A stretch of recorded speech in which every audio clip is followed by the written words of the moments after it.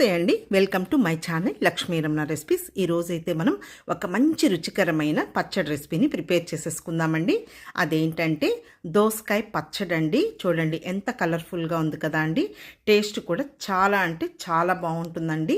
ఇలా మనం దోసకాయ పచ్చడి చేసేసుకొని వేడి అన్నంలో ఈ పచ్చడి వేసుకొని కొద్దిగా నెయ్యి వేసుకొని తిన్నా, అలాగే అన్ని బ్రేక్ఫాస్ట్లో కూడా చాలా బాగుంటుందండి. కాబట్టి ఎలా తయారు చేసుకోవాలో కావాల్సిన పదార్థాలు, తయారీ విధానం ఒకసారి చూసేద్దామండి. ముందుగా నేను ఇక్కడ ఒక మీడియం సైజు దోసకాయని తీసేసుకున్నానండి. దీన్ని శుభ్రంగా కడిగి పెట్టేసుకున్నాను.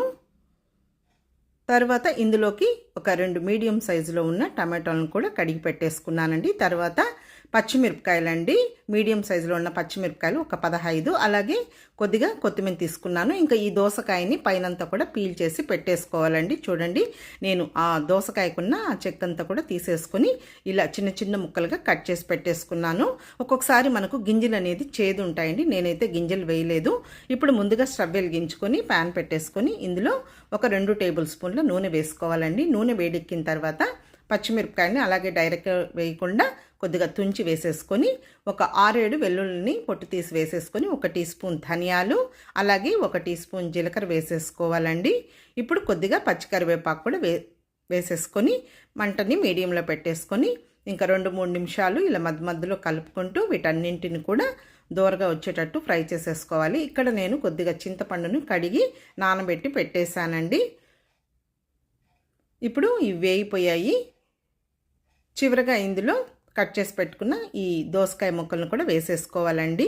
దోసకాయ పచ్చడిని కూడా చాలా డిఫరెంట్ స్టైల్లో చేయించండి. ఈరోజైతే నేను ఈ విధంగా చేస్తున్నాను. ఇప్పుడు ఇందులో ఒక 1/4 టీ స్పూన్ పసుపు పొడి వేసేసుకొని ఒక 2 నిమిషాలు ఈ దోసకాయ ముక్కల్ని ఆ పచ్చిమిర్చితో పాటు ఫ్రై చేసేసుకోవాలండి. మరీ ఓవర్గా ఏమీ ఫ్రై చేయాల్సిన అవసరం లేదండి. దోసకాయ ముక్కలు చూడండి, ఇప్పుడు ఇవి వేగిపోయాయి, తీసి పక్కన పెట్టేసుకోవాలి.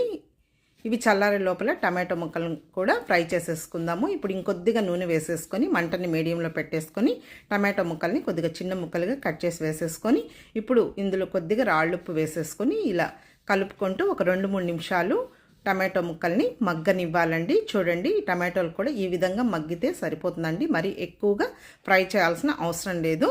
ఇప్పుడు స్టవ్ ఆఫ్ చేసేసుకోవాలి.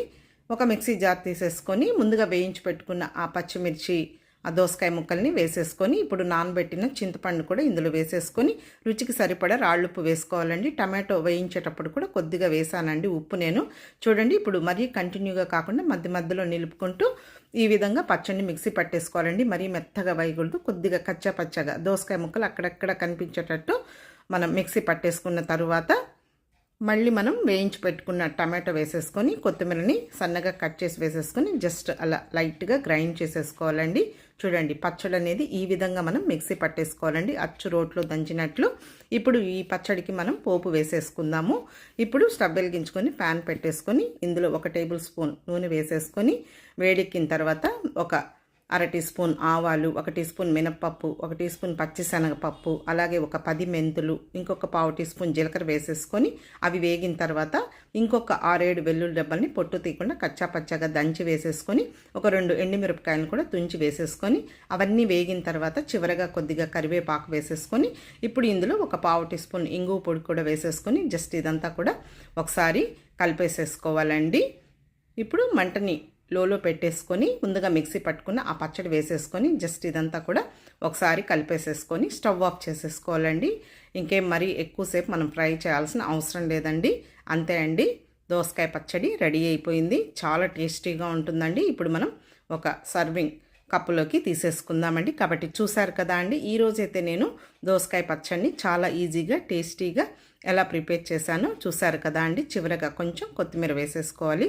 కాబట్టి మీరు ఈ విధంగా ఒకసారి దోసకాయ పచ్చడిని కొద్దిగా టమాటో వేసి ఇలా పచ్చడి చేసి చూడండి. వేడి అన్నంలో ఈ పచ్చడి వేసుకొని కొద్దిగా నెయ్యి వేసుకొని తిన్న అన్ని బ్రేక్ఫాస్ట్లో కూడా చాలా బాగుంటుందండి. తప్పకుండా ట్రై చేయండి. వీడియో నచ్చితే లైక్ చేయండి, షేర్ చేయండి. ఇంకొక మంచి వీడియోతో మళ్ళీ కలుద్దాం. నమస్తే అండి.